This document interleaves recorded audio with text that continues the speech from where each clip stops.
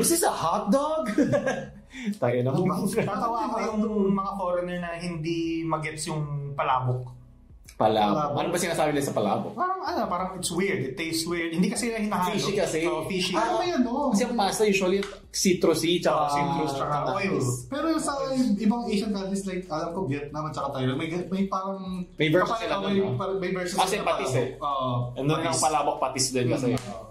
Yung siguro foreigner na mga European siguro or US, doon sila nabibirtuhan sa palabok. Kasi karamihan talaga sa western area sa mundo, matabang o hindi ganun kasarap ang mga pagkain. Kasi mga spices nila eh. Iba, pag kaya tumitingin ako ng mga Mark Queen sa YouTube or mga anything food vlogs, ang sasarap lagi ng mga Asian pag tinitingnan ko. Pag mga sa mga European, okay, hotdog na, sausage na naman na may tatlong pirasong herb, gano'n.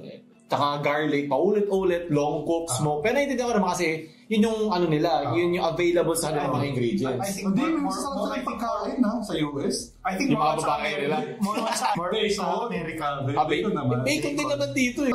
More on sa American, parang boring na cuisine.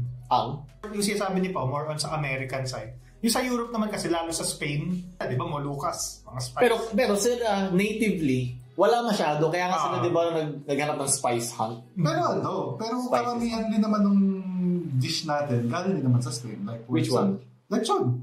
Galing din sa Spain yan, di ba? Lechon is roast. Alam nga, lechon. Lechon.